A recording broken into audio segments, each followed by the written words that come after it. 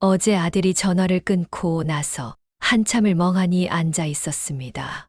대화 중에 제가 뭔가 실수했나 싶어 마음이 무거웠죠. 이럴 때마다 드는 생각. 나는 왜 자식과 대화하는 것조차 이렇게 어려운 걸까요? 여러분도 이런 경험이 있으신가요? 자녀와의 대화 후 왠지 모를 서운함과 거리감을 느끼셨나요? 혹시 모르실 수도 있지만 여러분이 아끼는 자녀들도 부모인 여러분과의 관계에서 똑같은 고민을 하고 있을지 모릅니다. 오늘 제가 여러분과 나누려는 이야기는 평범하지만 놀라운 비밀입니다. 이 비밀을 알게 되면 자녀를 바라보는 여러분의 눈빛이 달라지고, 더 중요한 것은 자녀가 여러분을 바라보는 눈빛도 달라진다는 사실입니다. 이것은 수십 년의 경험과 많은 가정의 사례에서 입증된, 효과가 검증된 지혜입니다. 지금부터 나눌 이야기는 단순한 대화 기술이 아닙니다.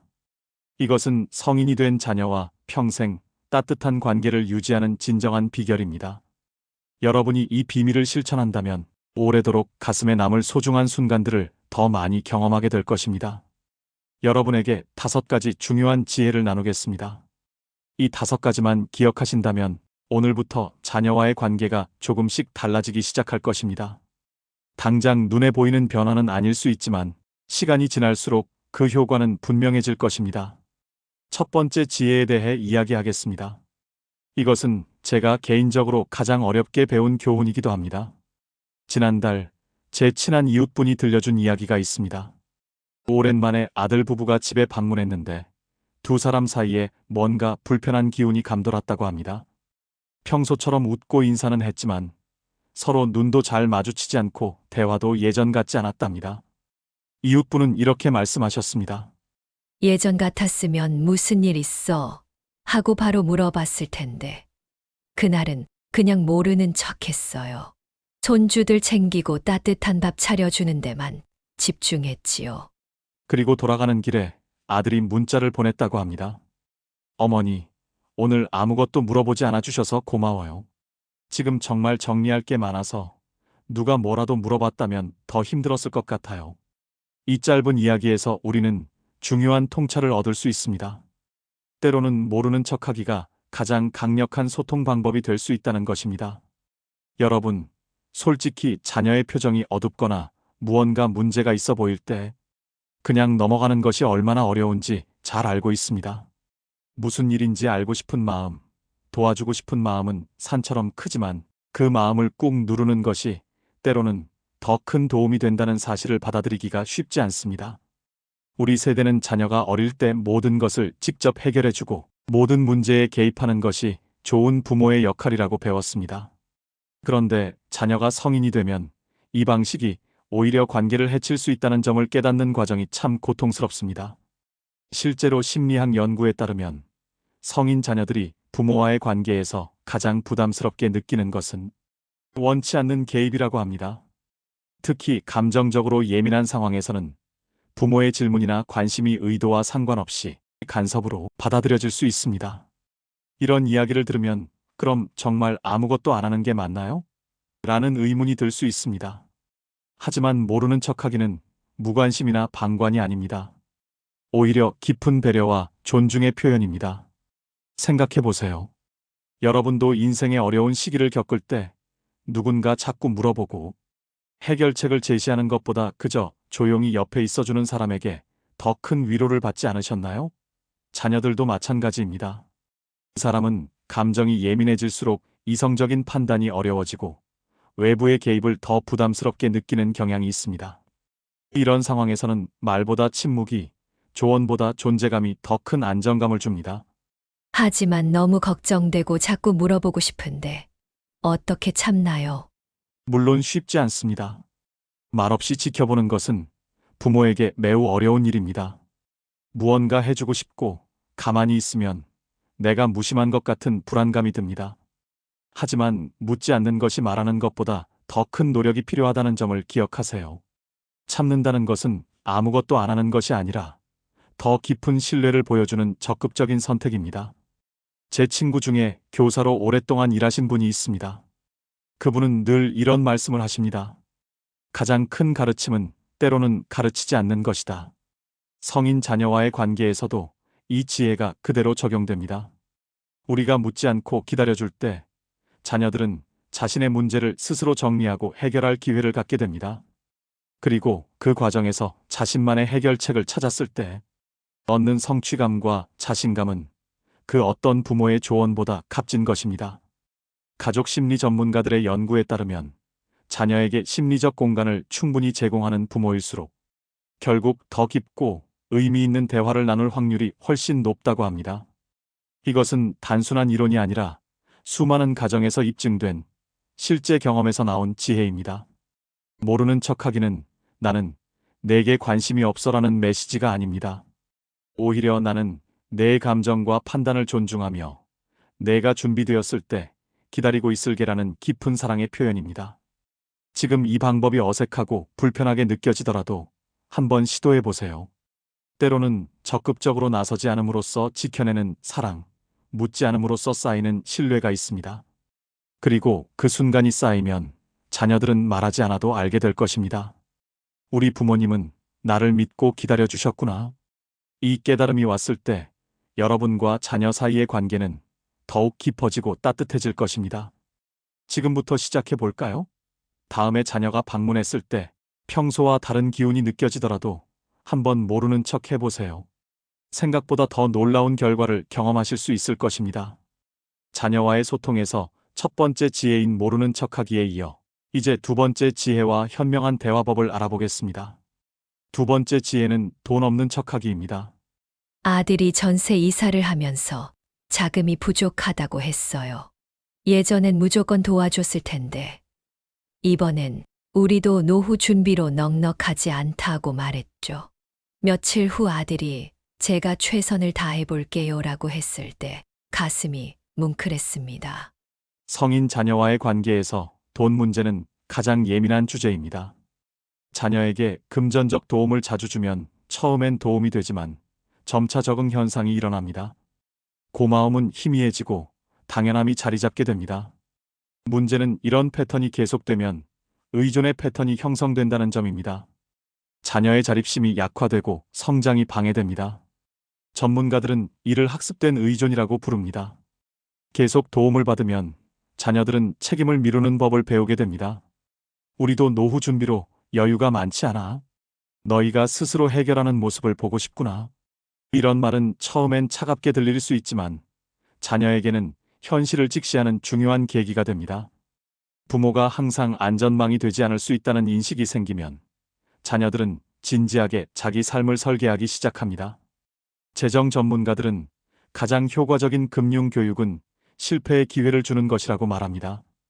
돈 없는 척하기는 자녀에게 결핍을 안기는 게 아니라 자립의 기회를 주는 깊은 신뢰의 표현입니다. 이제 성인 자녀와의 소통에서 관계를 더욱 깊게 만드는 세 가지 실천법을 살펴보겠습니다.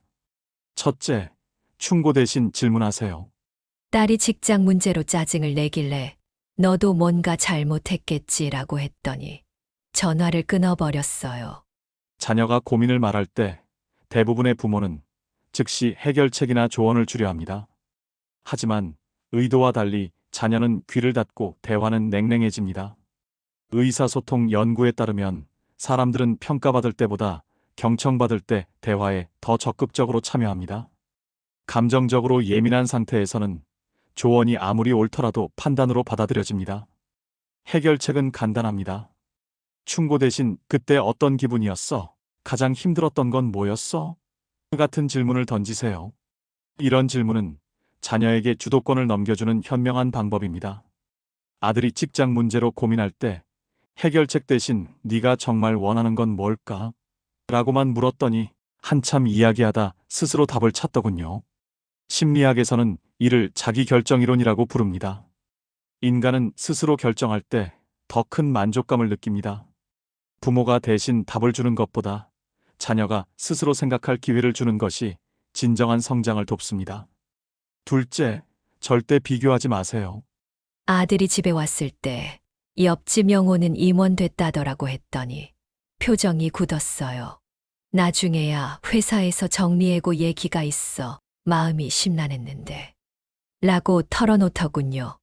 인간관계 연구에 따르면 성인 자녀들이 부모에게 가장 상처받는 말은 비교하는 말입니다. 부모는 이 말을 동기부여 의도로 사용하지만 자녀가 듣는 메시지는 넌 부족하다라는 실망감뿐입니다. 자녀를 움직이게 하는 힘은 비교가 아니라 있는 그대로 인정해주는 것입니다. 비교는 자존감을 낮추는 부정적 언어입니다. 비교 대신 내가 선택한 방식이 현명하다고 생각해 결과와 상관없이 너의 노력하는 모습이 자랑스러워 같은 말을 해보세요. 이런 말들은 자녀의 내적 동기를 키웁니다. 셋째, 자녀의 감정에 공감하고 존중하세요. 딸이 직장에서 부당한 대우를 받아 울면서 전화했을 때 그만두라고 하지 않고 정말 속상했겠구나.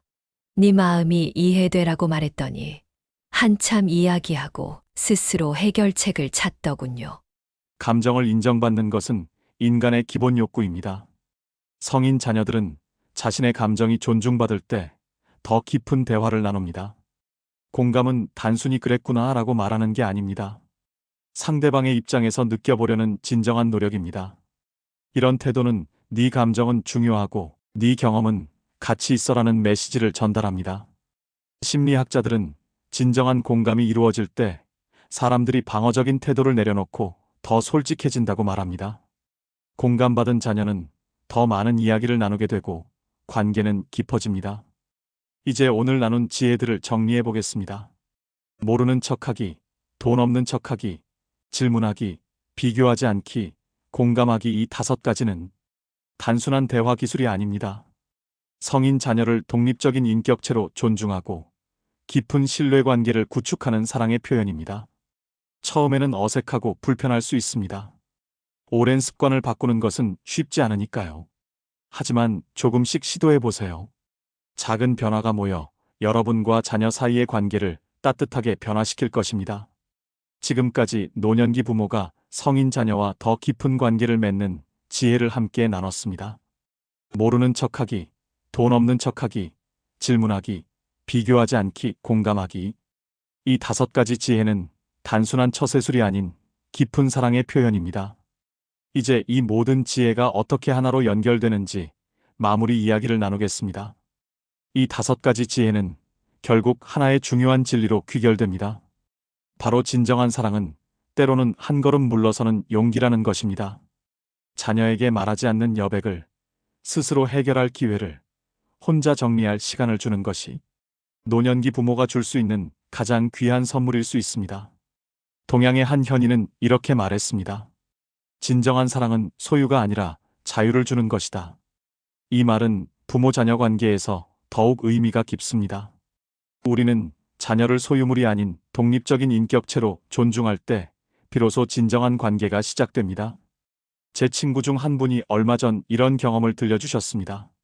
아들과 사이가 소원했는데 이런 지혜들을 조금씩 실천하다 보니 어느 날 갑자기 문자가 왔다고 합니다.